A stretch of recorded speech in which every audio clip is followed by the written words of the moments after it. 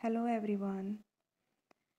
मैं रीना आप सबका आपके अपने YouTube channel one among you all पे हार्दिक स्वागत करती हूँ। I hope you all are fine और अच्छे से आप सब लोग पढ़ाई भी कर रहे होंगे। तो आज हमारी हरियाणा जीके की थर्ड क्लास रहेगी और आज का टॉपिक है हमारा महाभारत। महाभारत बहुत ही इम्पोर्टेंट टॉपिक है हरियाणा जीके का। तो इसमें हमारी बहुत सी हरियाणा जीके है वो कवर हो जाती है, तो इसको ध्यान से देखना है। तो शुरू करते हैं। महाभारत का पुराना नाम क्या था, या फिर कई बार पूछ लिया जाता है कि महाभारत का असली नाम क्या था। तो क्या है असली नाम इसका? जय संहिता। और ये विश्व का सबसे बड़ा महाकाव्य है महाभारत। और महाभारत काल में हरियाणा का क्या नाम था? बहुधान्य। बहुधान्य क्यों बोला जाता था? क्योंकि यहाँ पे बहुत ज़्यादा अनाज होता था, अनाजों की भूमि थी, तो इसलिए इसको बहुधान्य बोला जाता था। और जैसे कुरुक्षेत्र में महाभारत का युद्ध हुआ था, तो एक राजा हुआ करते थे कुरु नाम के।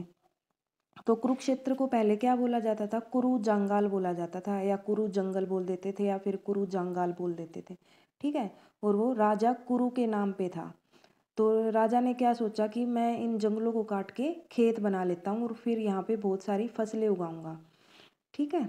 तो राजा कुरु ने जंगलों को कटवा के वहाँ पर खेत बना लिए। और महाभारत का जो युद्ध है वो कब हुआ था? 900 ईसा पूर्व हुआ था, लगभग 3000 वर्ष पहले हुआ था। फिर आता है महाभारत की रचना किसने की थी? महाभारत की रचना की थी महर्षि वेद व्यास ने। लेकिन आपको पता ही होगा लिखी गणेश जी ने थी, और जो बोली थी महर्षि वेद व्यास ने बोली थी। ठीक है। जैसे बच्चे ये भी बोल देंगे कई, नहीं मैम ये तो वेद व्यास जी ने नहीं गणेश जी ने लिखी थी। हाँ, आपकी बात सही है, लिखी गणेश जी ने थी, लेकिन जो इसका श्लोक जो बोले थे वो बोले थे महर्षि वेद व्यास जी ने। ठीक है। इसके पीछे भी एक स्टोरी है छोटी सी, कि जैसे जब वेद व्यास जी इसको लिखने बैठे थे महाभारत को, तो उन्होंने सोचा कि जैसे वो अपने योग साधना से महाभारत को सोच रहे थे, सारी घटनाओं को सोच रहे थे योग साधना से। तो उन्होंने सोचा कि ऐसे तो मैं बार बार में जैसे योग साधना में जाके पीछे का मैं सोचूंगा और फिर मैं लिखूंगा, तो ऐसे तो बहुत सारा टाइम वेस्ट हो जाएगा। तो मुझे एक राइटर की ज़रूरत पड़ेगी। ठीक है। तो उन्होंने फिर क्या किया, वर्मा जी को याद किया। तो वर्मा जी प्रकट हुए और उन्होंने वर्मा जी को अपनी जो समस्या थी वो बताई कि ब्रह्मा जी मुझे तो ऐसे ऐसे एक राइटर की ज़रूरत पड़ेगी, तो आप इस बात का कोई समाधान निकालिए। तो उन्होंने कहा कि जो माता सरस्वती है उससे अच्छा राइटर तो कोई हो ही नहीं सकता, वो विद्या की देवी है। तो आप माता सरस्वती को याद कीजिए और वो आपकी जो महाभारत की स्टोरी है वो लिख देगी। तो माता सरस्वती को उन्होंने याद किया, तो माता सरस्वती ने हाँ कर दी कि हाँ मैं ठीक है, मैं लिख दूंगी महाभारत को। तो जब वो लिखने बैठी, तो जो महर्षि वेद व्यास जी थे उनकी बोलने की स्पीड ज़्यादा थी, श्लोक बोलने की स्पीड ज़्यादा थी, और जो सरस्वती माता थी उनकी लिखने की स्पीड थोड़ी कम थी। तो वो आगे निकल जा रहे थे और सरस्वती माता थी वो पीछे रह जाती थी। तो उन्होंने सोचा कि ऐसे तो नहीं होगा, ऐसे तो बहुत ज़्यादा टाइम लग जाएगा। फिर उन्होंने वर्मा जी को फिर से याद किया और पूछा कि भाई ऐसे ऐसे दिक्कत आ रही है, तो अब क्या करें? तो उन्होंने बोला कि जो बुद्धि के देवता हैं, बुद्धि से तो तेज कोई भी नहीं है ना। बुद्धि तो एक ऐसी शक्ति है कि हम यहाँ बैठे एक जगह बैठे बैठे पता नहीं दिमाग में कुछ भी सोच लेते हैं, कहीं पे भी पहुँच जाते हैं, है ना। तो उन्होंने बोला कि आप बुद्धि के देवता को याद करो। तो बुद्धि के देवता कौन थे? गणेश जी थे। तो उन्होंने गणेश जी को याद किया और गणेश जी ने बोला कि ठीक है, मैं आपकी जो ये महाभारत की रचना है ये लिख दूंगा। तो ऐसे इसकी स्टोरी हुई थी कि जो महर्षि वेद व्यास जी थे उन्होंने श्लोक बोले थे और लिखी गणेश जी ने थी। ठीक है। और मोर पंख से लिखी गई थी। और जब गणेश जी लिख रहे थे तो बार बार में जो मोर पंख थे वो टूट रहे थे। तो उन्होंने क्या किया, फिर अपना एक दांत तोड़ के और फिर महाभारत को लिखा। तो इसीलिए उनको एक दंत भी बोला जाता है, गणेश जी को हम एक दंत भी बोलते हैं। ठीक है। फिर आता है खांडव प्रस्थ। जैसे दिल्ली जो अब है उसका पहले नाम हुआ करता था खांडव प्रस्थ। तो ये पांडवों को दिया गया था। एक बार क्या हुआ था कि जैसे आपको ये स्टोरी तो पता ही होगी, आपने पढ़ा भी होगा स्कूल में, कि जो पांडव थे उनको एक बार कौरवों ने जलाने की कोशिश की थी लक्ष्य गृह में, लेकिन वो बच के निकल गए थे सुरंग के रास्ते से। तो जब और फिर वो एक स्वयंवर, द्रौपदी का स्वयंवर हुआ था, तो वहाँ पे वो ब्राह्मण के वेश में पहुँचे थे। और फिर अर्जुन ने जैसे घूमती हुई मछली की तीर, वो मछली की आँख में तीर से निशाना जैसे सही लगाया था, तो वहाँ सभा में बैठे जितने भी राजा थे उन्होंने सोचा कि भाई ये काम तो सिर्फ दो ही व्यक्ति कर सकते हैं, या तो कर्ण कर सकता है या फिर अर्जुन कर सकता है।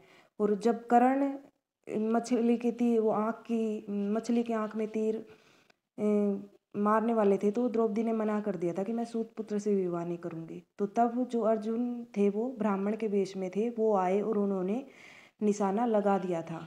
तो तब वहाँ सभा में बैठे सबको शक हो गया था कि भाई कर्ण ने तो लगाया नहीं, तो जो दो ही इंसान है जो लगा सकते हैं, या कर्ण लगा सकता है या फिर अर्जुन लगा सकता है। ठीक है, तो ये अर्जुन ही है। तो वहाँ से पता चल गया था कि हाँ, पांडव जो हैं वो जिंदा हैं सारे के सारे।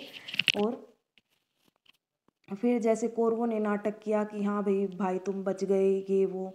और फिर जैसे वो ले गए, उनको हस्तिनापुर ले गए, और वहाँ जाके बोला गया कि भाई इनको भी, भाई इनका जो राजपाट है वो दे दिया जाए। तो पांडवों को खांडवप्रस्थ दिया गया था, और खांडवप्रस्थ क्या था, एक श्रापित भूमि थी।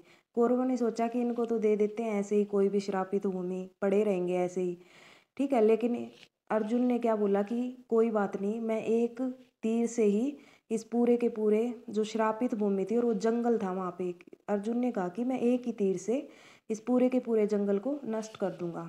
तो लेकिन उस जंगल में एक तक्षक नाम का नाग रहता था। तो नाग ने तो बोला कि भाई नहीं अर्जुन, तुम ऐसा नहीं करोगे भाई, ऐसे तो मेरा घर बर्बाद हो जाएगा। कोई भी हो भाई, अपना घर बर्बाद होता तो कोई नहीं देख सकता। और तक्षक नाग की रक्षा का वचन दिया हुआ था इंद्र जी ने, ठीक है। तो तक्षक नाग ने इंद्र को याद किया, तो इंद्र प्रकट हुए, तो इंद्र को उसने बताया कि ऐसे ऐसे अर्जुन मेरा घर नष्ट कर रहा है, जंगलों को नष्ट कर रहा है, फिर मैं कहाँ रहूँगा। तो इंद्र ने बोला कि अर्जुन ये काम मत करो, मैंने इसको इसकी रक्षा का वचन दिया हुआ है। तो लेकिन अर्जुन नहीं माना, और वो फिर अर्जुन बोले कि चलो हम भाई युद्ध करेंगे, फिर अगर नहीं मान रहा तो उन दोनों के बीच युद्ध हुआ था, इंद्र के बीच में और अर्जुन के बीच में। और अर्जुन था वो जीत गया था, इंद्र को पराजित कर दिया था, इसीलिए फिर खांडव प्रस्थ का नाम पड़ा था इंद्रप्रस्थ, ठीक है। लेकिन तक्षक नाग ने अपना बदला लिया, वो अर्जुन से तो ले नहीं सका। फिर अर्जुन का पुत्र हुआ अभिमन्यु, और फिर हुआ परीक्षित। तो परीक्षित को डसा था तक्षक नाग ने। और जो परीक्षित की राजधानी थी उस टाइम पे असंध थी। असंध के अंदर सफीदो नाम का गांव आता है, जो अब भी है, ठीक है। तो वो उसकी राजधानी हुआ करती थी। और देख लो मतलब तक्षक नाग ने कहाँ से कहाँ आके मतलब अपना जो वो जंगल नष्ट करने का बदला लिया था, अभिमन्यु के पुत्र को डस लिया था। और फिर अपने पिता, फिर परीक्षित का पुत्र हुआ था जन्मेजय। फिर जन्मेजय ने भी अपने पिता की मृत्यु का बदला लिया था सर्पदमन यज्ञ करवा के। और सफीदों का ही पुराना नाम है सर्पदमन, ठीक है। तो ऐसे ये स्टोरी हुआ करती थी। नेक्स्ट आता है फिर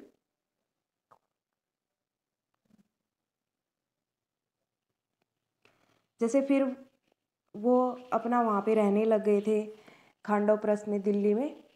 तो फिर उनके बीच में एक जैसे युधिष्ठिर का राज अभिषेक होता है, तो वहाँ पे सभी को बुलाया गया था। तो दुर्योधन भी वहाँ पे गया था, तो द्रौपदी ने उसके ऊपर ताना मार दिया था। वहाँ पे जैसे थोड़ा पानी सा था, तो उसमें वो दुर्योधन था वो फिसल कर गिर गया था। तो द्रौपदी ने ताना मारा था कि अंधे का पुत्र अंधा। तो इस बात से दुर्योधन को बहुत वो चिढ़ गया था, और उसने जाके अपने मामा शकुनी को कहा कि हम इन पांडवों के साथ ऐसा कुछ ना कुछ करेंगे कि वे जिससे बर्बाद हो जाएं, और इस द्रौपदी को महल से बाहर निकालना है। तो फिर उन्होंने क्या किया, उसके मामा शकुनी ने एक चाल चली, जुआ खेला, और जुए में जो वो थे पांडव थे वो हार गए थे, और उनको फिर वनवास हुआ था। 12 वर्ष का वनवास हुआ था और 1 वर्ष का अज्ञातवास हुआ था। तो 12 वर्ष वनवास के थे वो कहाँ पे बिताए थे पांडवों ने? काम्यक्य वन होता था कमोदा गांव, जो कि कुरुक्षेत्र में है, अब भी है ये गांव, ठीक है। तो इस कमोदा गांव में, इस कामाख्या वन में जो पांडव थे वो लगभग 10 साल रहे थे, 9 या 10 साल रहे थे। ठीक है। फिर 9 या 10 साल रहने के बाद वो कुछ दिन फिर पिंजौर में बिताए, जो कि पंचकुला में पड़ता है। और एक अभिलेख मिलता है, पिंजौर से प्राप्त हुआ था एक अभिलेख है, बावली अभिलेख। उसी से ये पता चलता है कि यहाँ पे पांडवों ने अपने वनवास के दिन बिताए थे। ठीक है। और फिर वहीं पे पिंजौर में जो भीम था उसने महाकाली की पूजा की थी, महाकाली की एक मूर्ति की स्थापना की थी, और उसको बोला जाता है भीमा देवी मंदिर। और ये मतलब भीम ने तो सिर्फ एक मूर्ति रखी थी महाकाली की, लेकिन ये मंदिर बनवाया था किसने? गुज्जर प्रतिहारों ने बनवाया था ये। और पंचातन शैली से बना हुआ मंदिर है ये। पूरे हरियाणा में अकेला एक ऐसा मंदिर है जो पंचातन शैली से बना हुआ है, और इसको उत्तर भारत का खजुराहो बोलते हैं। उत्तर भारत में तो बहुत सारे मंदिर हैं जो पंचातन शैली से बने हुए हैं, लेकिन हरियाणा में ये अकेला मंदिर है जो पंचातन शैली से बना हुआ है। ठीक है। इसलिए इसको उत्तर भारत का खजुराहो बोलेंगे। फिर आता है, और फिर भीमा देवी मंदिर को तोड़ दिया था। किसने तोड़ा था? बलवन ने तोड़ दिया था। ठीक है। और एक मंदिर और है, ये क्वेश्चन भी बहुत बार पूछ लिया जाता है स्टेट में, कि कामाख्या महादेव मंदिर कहाँ है? तो कहाँ पे है ये? कमोदा गांव कुरुक्षेत्र में पड़ता है, जो वहाँ पर है, कमोदा गांव में है कामाख्या महादेव मंदिर। तो आज की क्लास में इतना ही।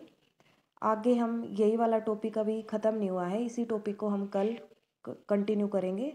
तो आज के लिए बस हम इतना ही पढ़ेंगे। अगर आपको कोई सजेशन देना हो कि आपको और किस टाइप का टॉपिक चाहिए हरियाणा जीके में, तो आप कमेंट सेक्शन में कमेंट करके पूछ सकते हो। ठीक है। या फिर आप बता सकते हो जो भी आपको सजेशन देना हो। तो अगर आपको ये वीडियो अच्छी लगी हो तो चैनल को लाइक करें, शेयर करें, सब्सक्राइब करें। Thank you all of you.